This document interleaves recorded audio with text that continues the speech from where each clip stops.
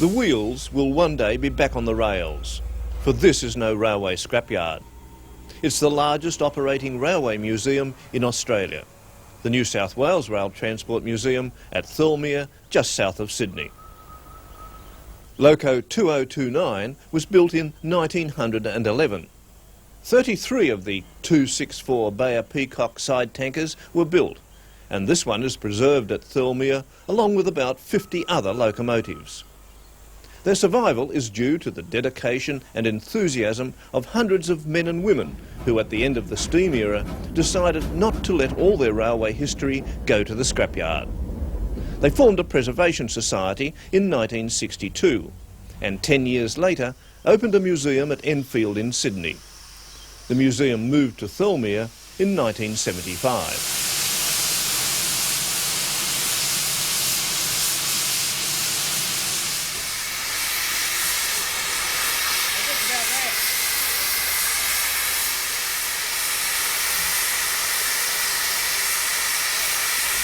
Diesel 7921 was one of 4 imported from the United States by the Department of Munitions during World War II.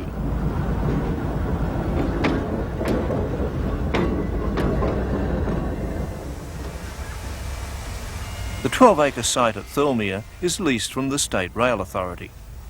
Museum members have constructed impressive facilities for restoration work, storage and display.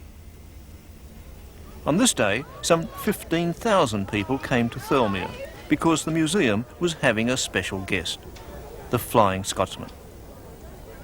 Although the Scot was the star of the day, the other engines got their share of attention, including this 1912 survivor of Sydney's gravel pits.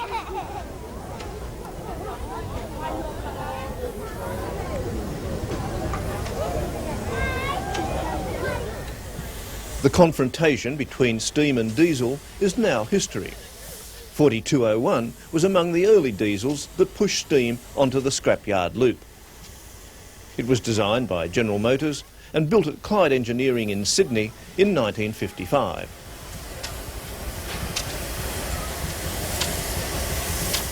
In the little league of steam engines is this Krauss side tank loco built in 1907. In the big league is 3642, one of the famed 36 class express engines known as pigs because of a grunting sound they made under heavy steaming stress. The first was built at Everleigh in Sydney in 1925. One recorded an impressive 73 miles an hour on an express run between Sydney and Newcastle. The gigantic Garrett had the highest pulling power of any steam loco in Australia and is one of the largest of its kind in the world. It weighs 263 tonnes. The Bayer Peacock engine has 4 cylinders fed by a central boiler. They were imported from Britain in the 1950s, and this one was the last steam train to come into service in New South Wales. They could haul huge loads of wheat and minerals, but they had a short life. The end of the steam age was in sight. Daddy, come on!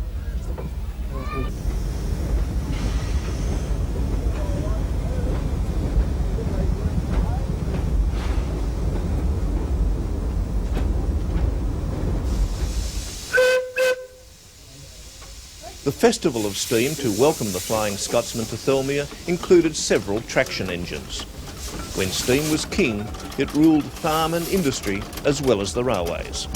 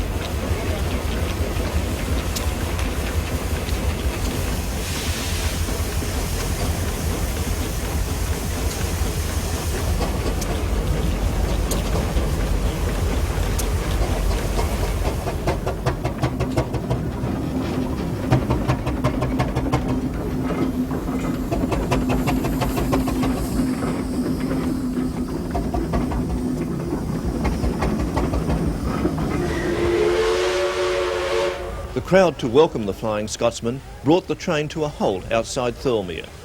It had travelled from Sydney with New South Wales loco 5910 and been joined at nearby Picton by the museum's 3001. As happened everywhere the visiting British loco went, people of all ages flocked to see it. For steam fans, the sight of the Scot working with some of their local engines was an event not to be missed.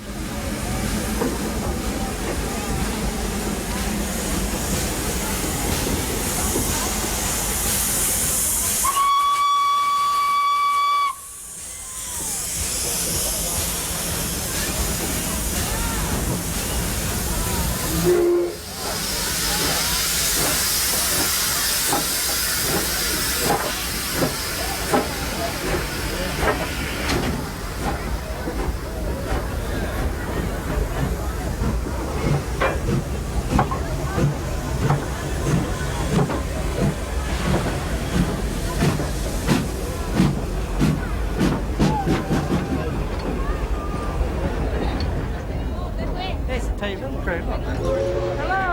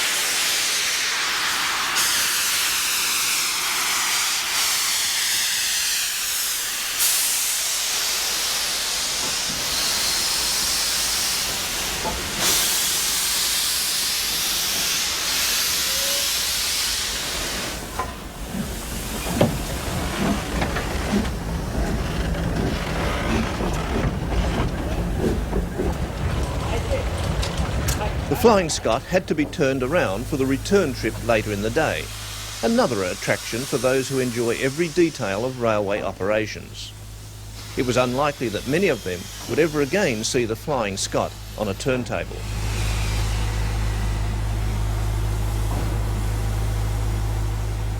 It was a slow business which had its own appeal for steam fans. Certainly something different from the usual fleeting trackside view of the loco roaring past.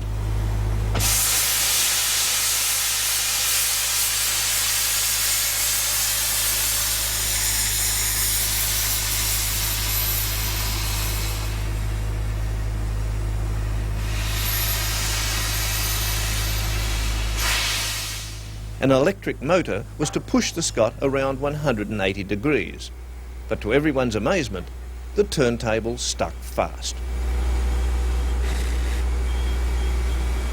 Volunteers jumped down to give a hand, but to no avail.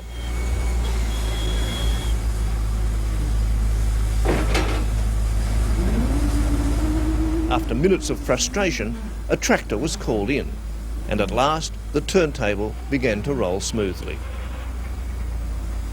4472 was built in 1923 at Doncaster for the London and North East Railway. It steamed more than 2 million miles before going into an active retirement in 1963. The design and workmanship in 4472 led to the loco being displayed at the British Empire exhibition in 1924-25.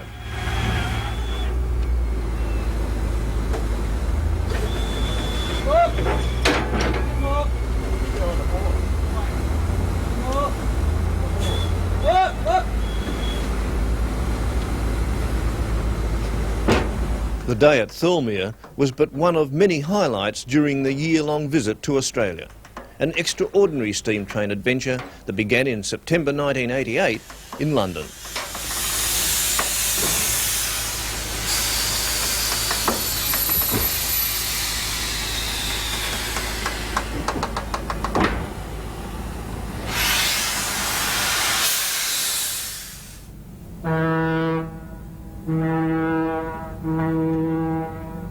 Port authorities on the River Thames had to make special arrangements for handling 4472 because it's an unusually heavy and bulky piece of cargo. A big floating crane was used to get the loco from Dockside Railway to the P&O container ship.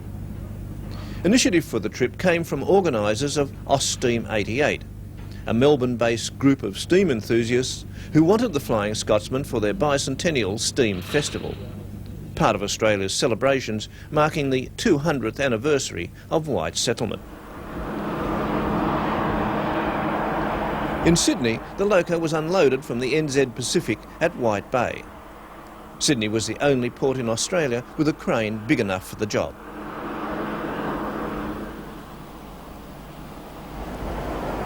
The floating crane lifted the engine easily and carried it across the harbour to a track at Pyrmont. The engine was fitted out at State Rail workshops and was soon on its way to Victoria and its hosts in Melbourne.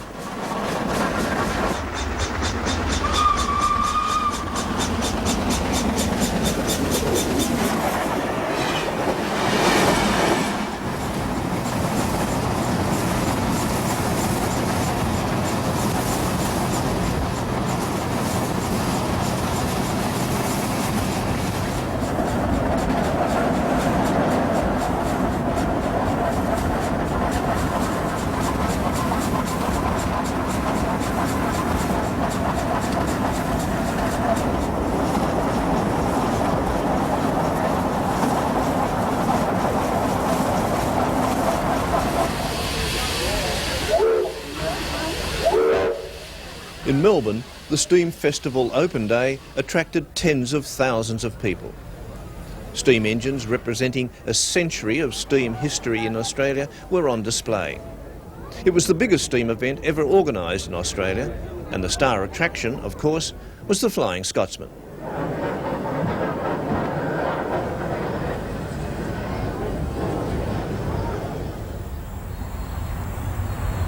There was also a big demand for seats on board excursions hauled by 4472.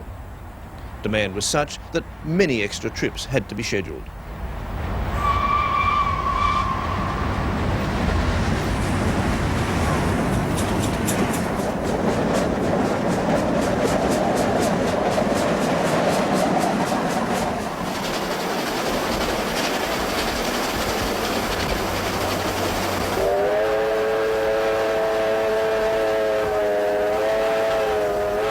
Among the memorable trips made by 4472 in Victoria was a parallel run with the pride of Victoria's restored steam engines, locomotive R761.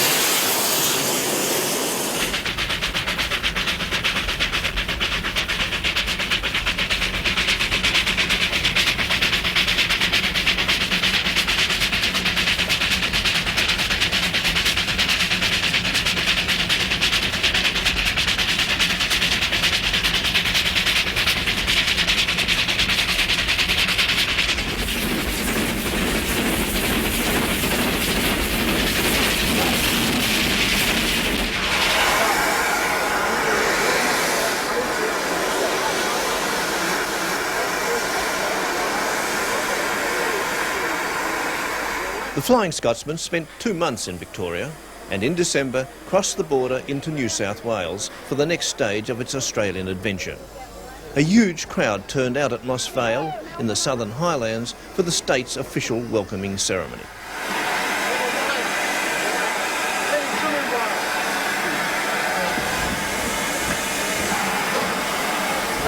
The crews were by now quite accustomed to coping with the endless line of people who wanted to get inside the cab. However, the British caretaker crew still had 10 months to go and countless questions to answer over and over again.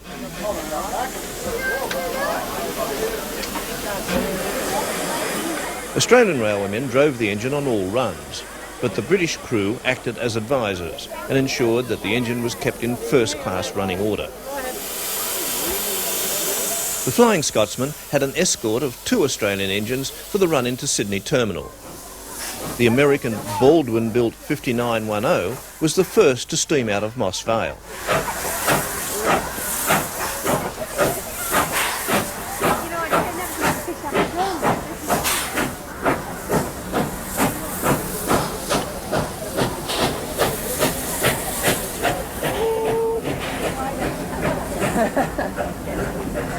The Australian-designed and built Pacific Class 3801 was the second escort.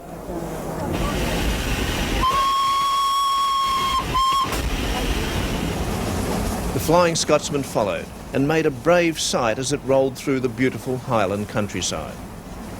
The name Flying Scotsman was bestowed on trains running between London and Edinburgh in Scotland way back in 1862. However, it's Loco 4472 that has become known as the steaming symbol of the old express service.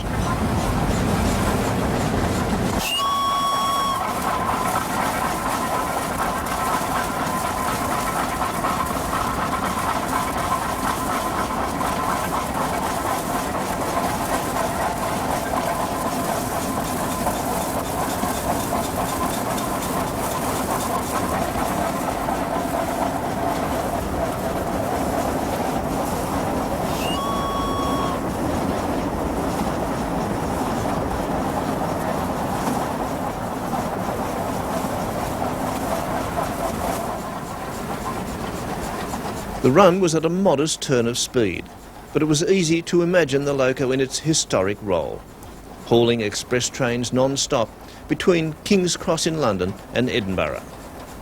It inaugurated the non-stop service in 1928, 60 years before its trip to Australia.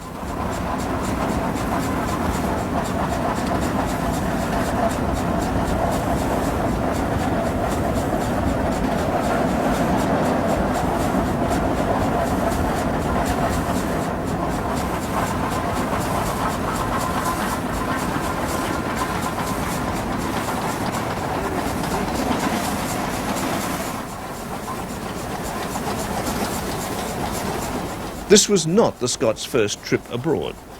In the 1970s, it went to the United States, a trip that ended in financial disaster and almost led to the Scot being stranded in America. However, the story of its Australian visit was already a success story, and there was no chance of it being stranded here. The return trip was guaranteed. But before it left, the Scot would write itself into the record books.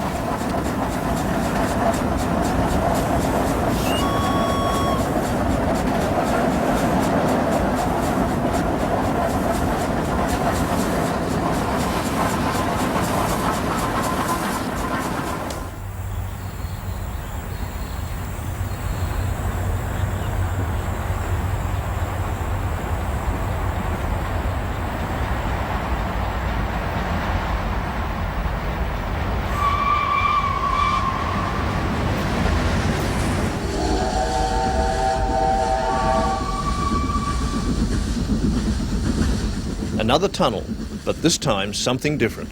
The Flying Scotsman and 3801 double heading on their way from Sydney to Brisbane, Easter 1989. The normally pleasant water views along the Hawkesbury River system were marred because of the weather. And this was to be the pattern for almost the entire trip to the Queensland capital. It was the middle of the wettest period since records have been kept in New South Wales. That might have dampened the atmosphere, but not the spirits of the enthusiasts on this memorable 1,200-mile journey.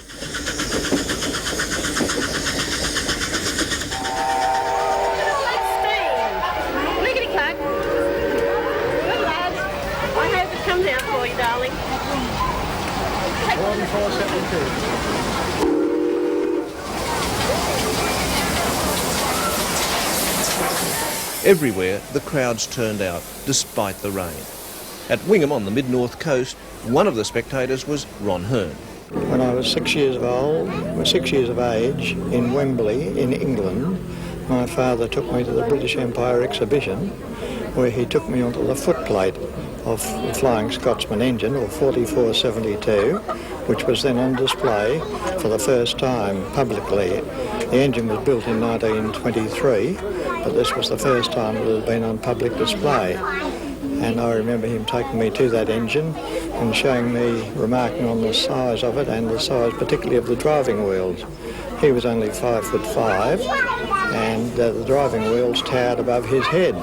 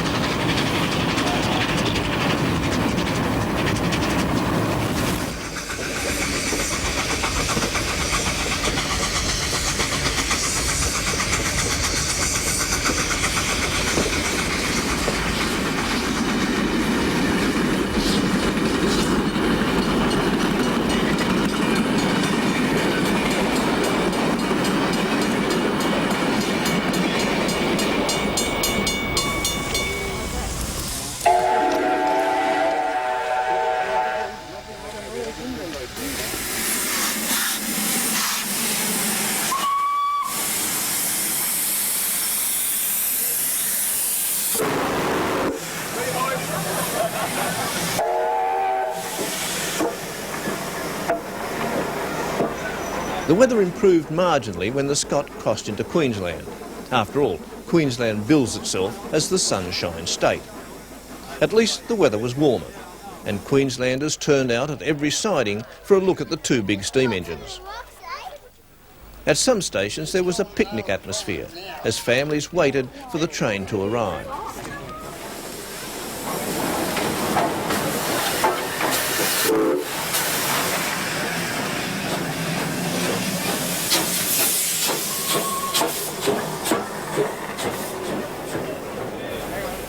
For these bushfolk, a rich moment indeed. All the sights and sounds and smell of the steam age. And, as a bonus, one of the most famous steam engines in the world from the other side of the world.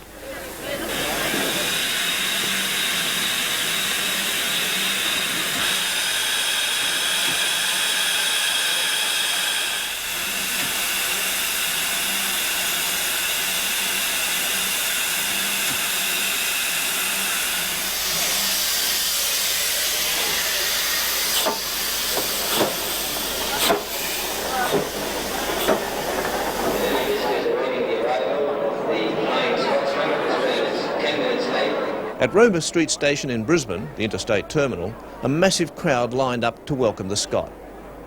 British crewman engineer Roland Kennington described it in one word: unbelievable. It was a sunset arrival, and the first time since leaving Sydney that the train and passengers had a dry run into a major station. It seemed that everyone on the platform and surrounding vantage points had a camera. Indeed, the Flying Scotsman must be the most photographed engine in the world.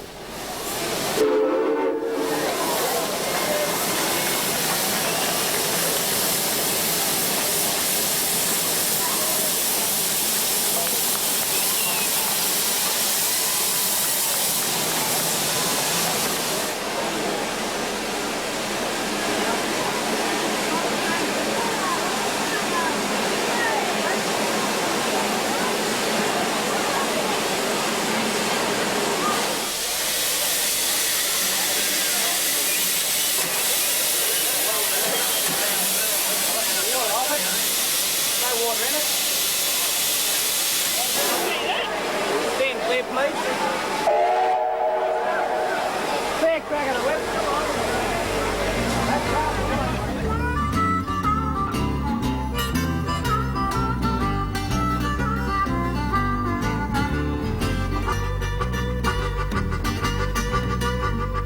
After the visit to Queensland, the Flying Scotsman made several trips double-heading with 3801 to various parts of New South Wales. On this occasion, it was a heavy haul over the Blue Mountains to the mining and railway town of Lithgow.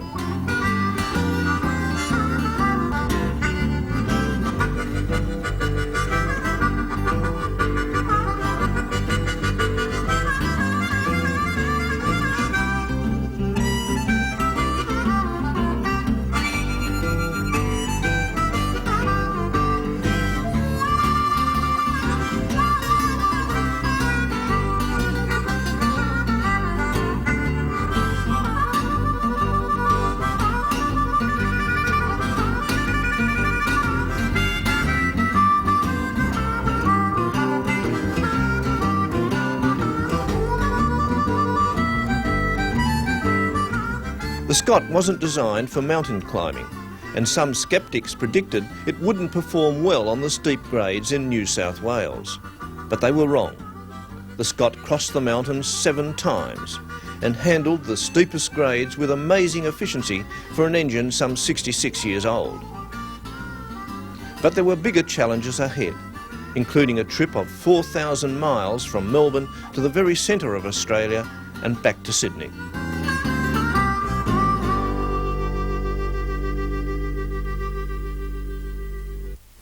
Spencer Street Station in Melbourne, and 4472 stands ready to begin its epic journey to Alice Springs in Central Australia.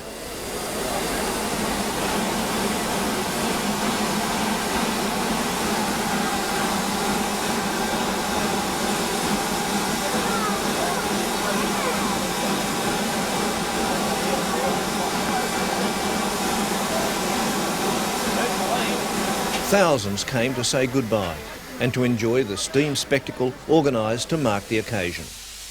It was a farewell in really grand style.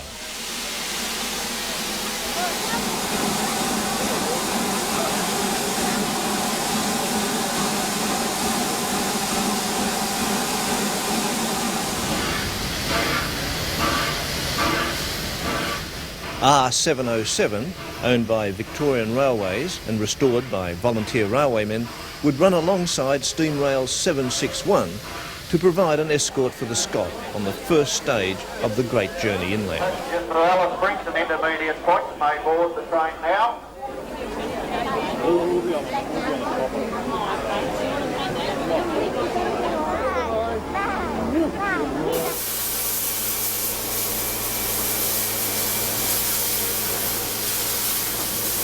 The 3 magnificent locos moved out of Spencer Street together, but all eyes were on the Flying Scotsman. It exhausted a great cloud of steam that gave the platform the atmosphere of a misty Scottish morning.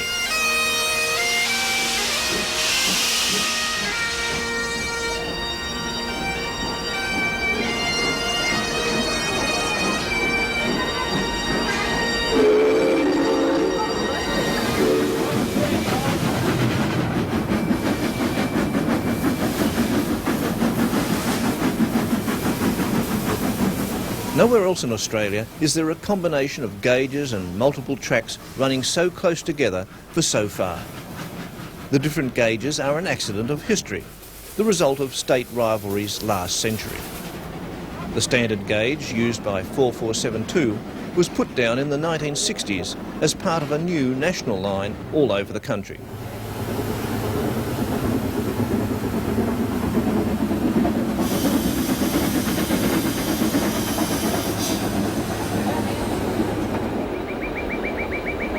The legend of the Flying Scotsman has inspired artists and poets, including a Scottish-born poet, Will Ogilvie.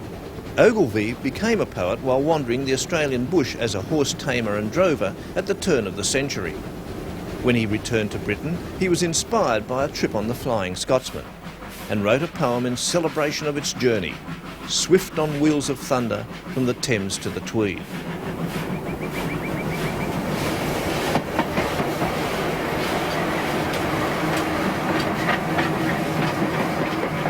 "4472 was the first steam locomotive to officially record a speed of 100 miles an hour.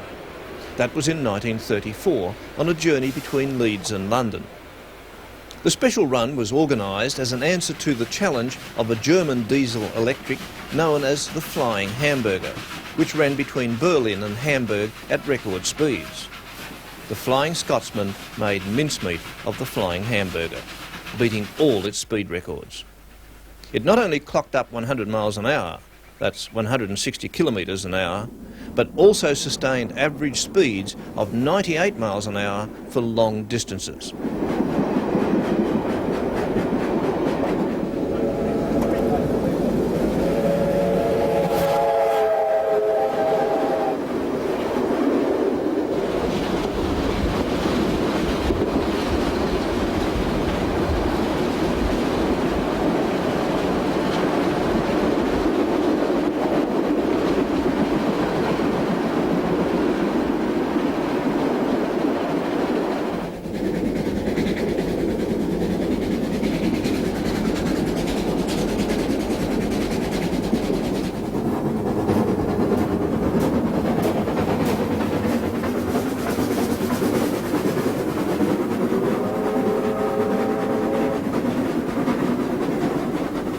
The R-class locomotives were designed by the Victorian Railways for post-war passenger express trains.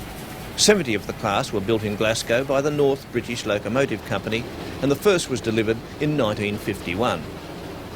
With power outputs in excess of 2,000 horsepower, the Rs showed spirited style on the right tracks, easily clocking speeds of 70 miles an hour.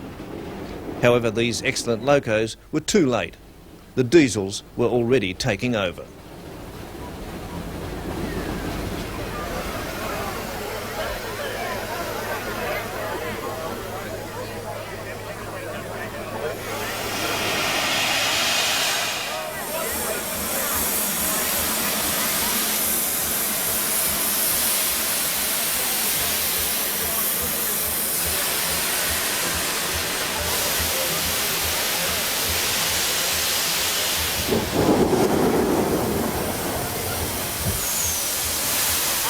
Of the public in the middle here, thank you. You may go on either side of the three tracks and off the ballast. If you're standing on the edge of the ballast, the train will stop, and that will ruin the photo for 1,000 people. So would you please move off, right off the ballast.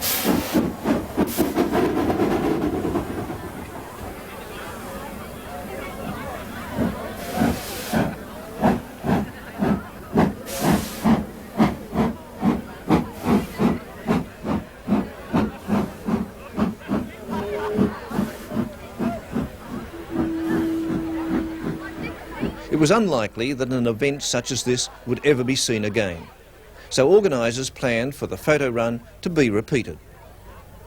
The first run would be with the locos slightly staggered. The second time, they'd be running line abreast.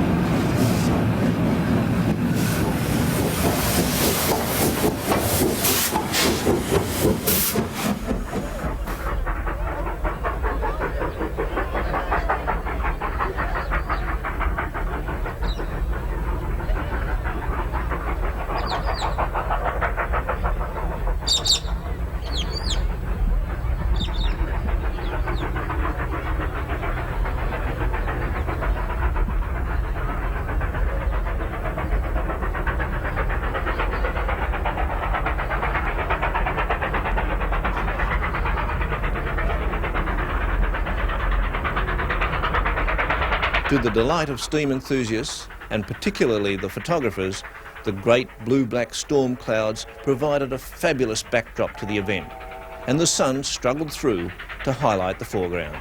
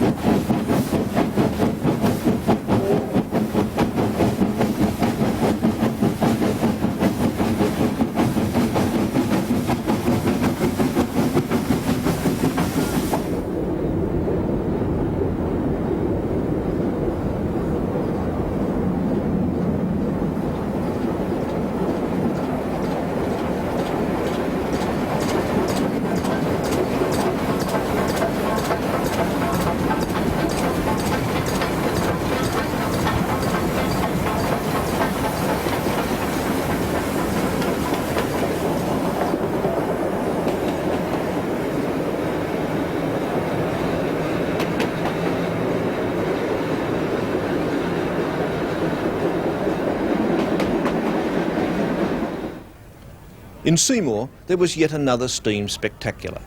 A line-up in the marshalling yards of 4 working steam locomotives.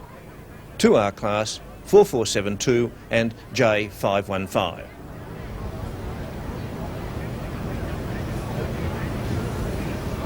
J515 is owned by the Victorian Railways, but allocated to the Seymour Loco Steam Preservation Group for operating. After 4 years of restoration work, J515 began steaming again in 1988.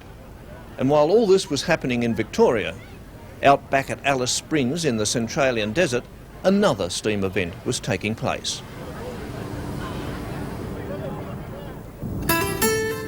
Alice Springs is just a big country town, but to most Australians, the Alice is symbolic of the heart of the outback, the Red Heart.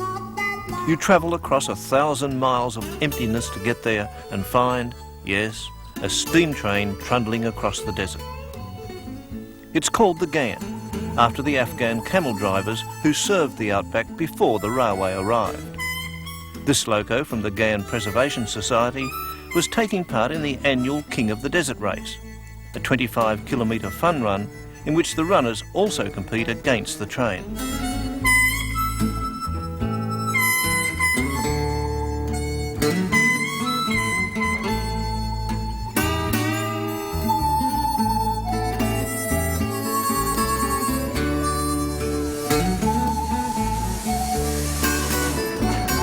It's a fair race because the old narrow gauge railway line won't allow the Ghan to go very fast.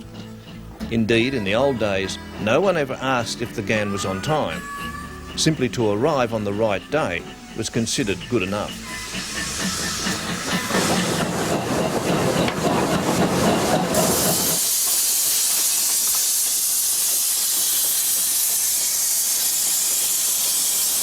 So while the Flying Scotsman was parallel running in Victoria, the Ghan was warming up with this desert trip in preparation for its welcome to the International Star. The unexpected highlight of the day was typically Centralian. Our cameraman fell off the engine.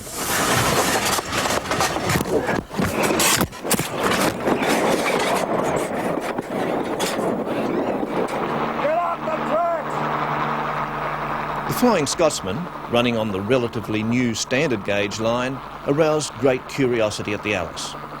It was the first steam train on the new line, but what impressed the Centralians was its touch of class. The old Ghan locos had character, but certainly not class. Brought together just outside Alice Springs for a short parallel run and photo stop, the two engines were an odd couple. As a steam buff put it, the famous and the infamous. It was certainly an historic occasion. and for the train crews, one that would be a treasured memory.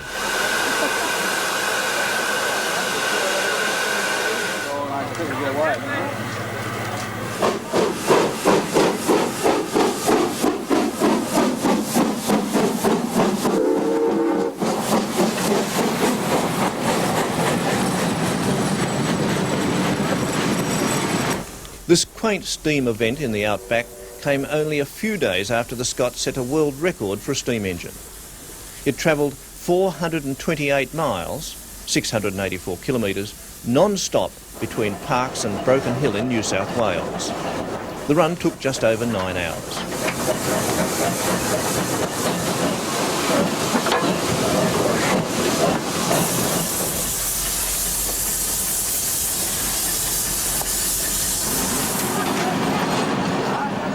After this, there was to be another run right across the continent from Sydney to Perth and back.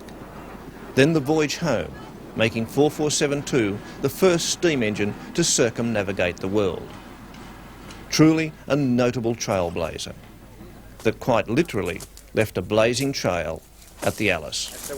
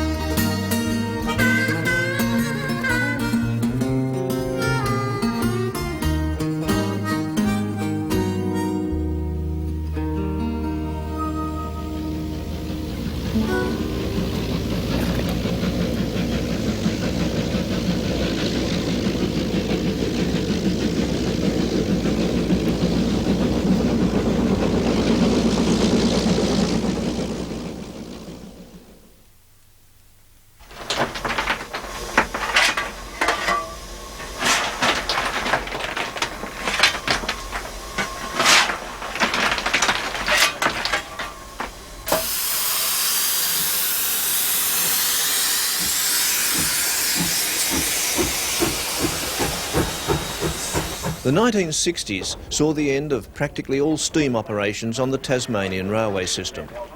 The 1980s saw it come back, not as part of the normal railway service, but as a tourist attraction.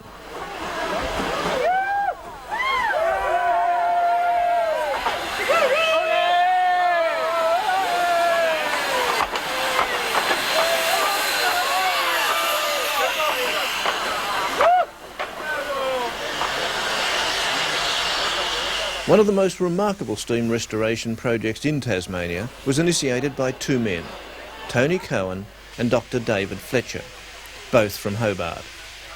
In 1979, they acquired by public tender locomotive H2 from Australian National Railways.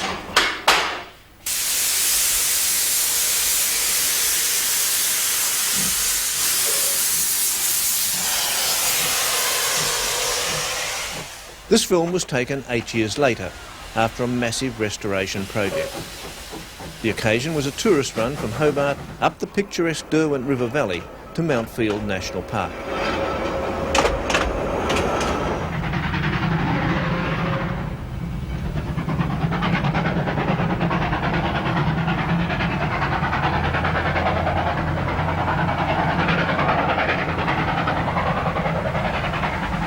The Tasmanian Locomotive Company was formed by Tony Cohen and David Fletcher and a handful of friends. Originally, they expected to do no more than simply save the loco from the scrapyard. As it turned out, they ended up with a mainline train.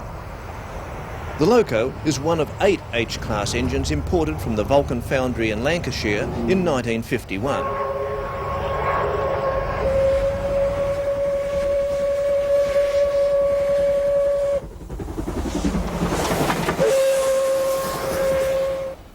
H2 has a 482 wheel configuration known as the mountain type.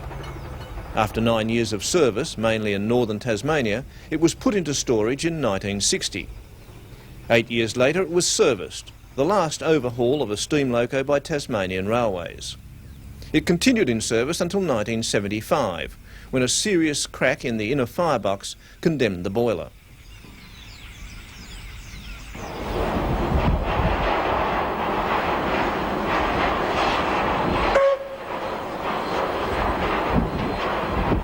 When private restoration began, H2 was kept in the Hobart Roundhouse. Demolition of the roundhouse forced H2 out of town, to the branch line at Cadbury's chocolate factory. Right, the last time you saw that we did it, to be honest.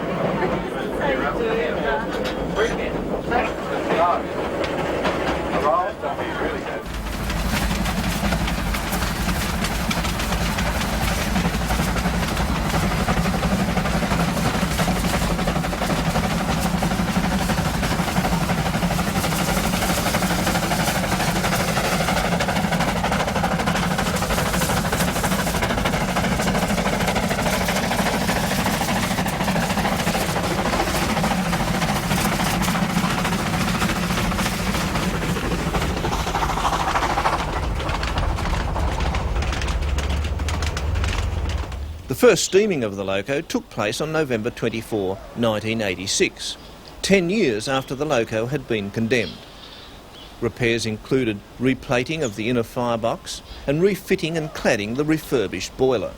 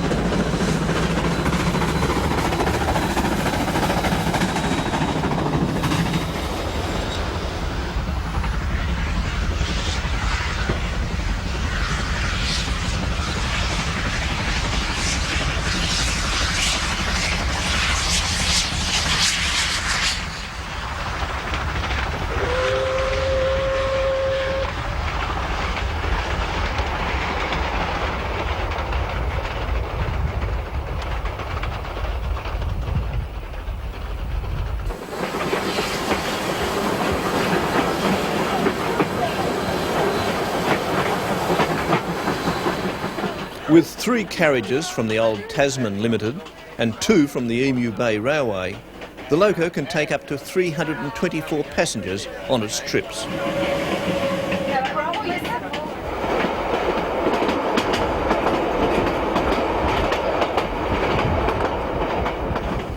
The purple colour scheme was adopted as a way of saying thanks to Cadbury's. Sponsorship was eventually taken over by Cascade Brewery, and the livery was changed to Brewery Blue. The red line on the tender is taken from the Tasmanian coat of arms.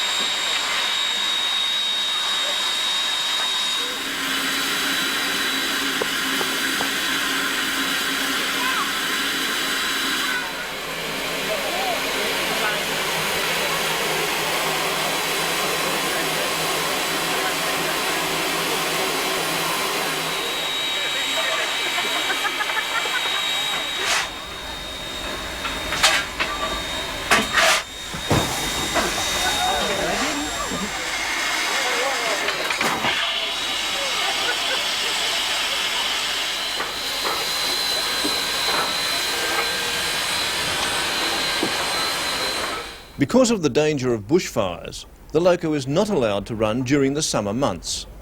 However, bad weather has never deterred the ardent steam fan, and young and old turned out for the trip up the valley, past the hop fields, oast houses and villages to Mountfield National Park.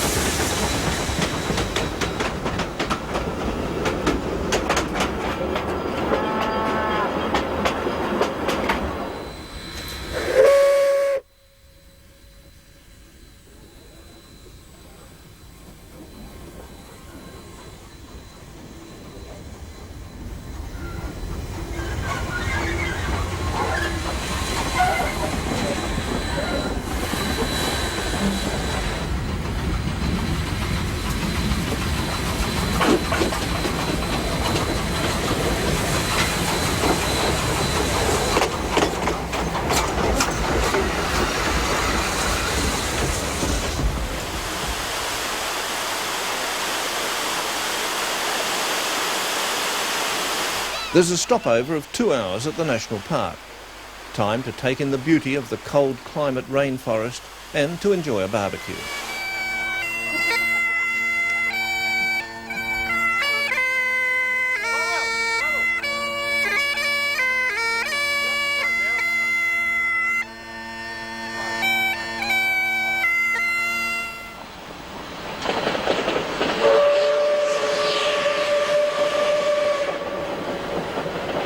The Tasmanian Locomotive Company keeps steaming because of the enthusiasm of its shareholders.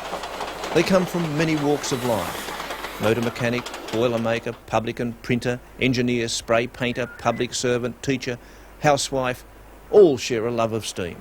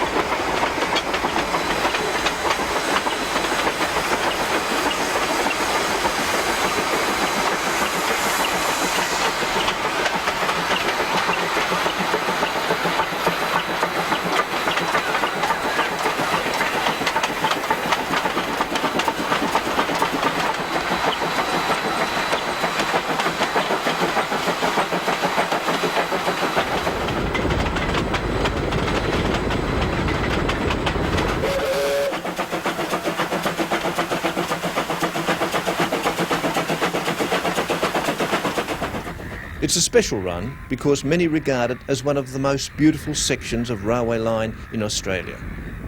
It doesn't have to be perfect weather for a perfect day. The Derwent Valley and the Old Loco combine to make it one of the great little train journeys Australia has to offer.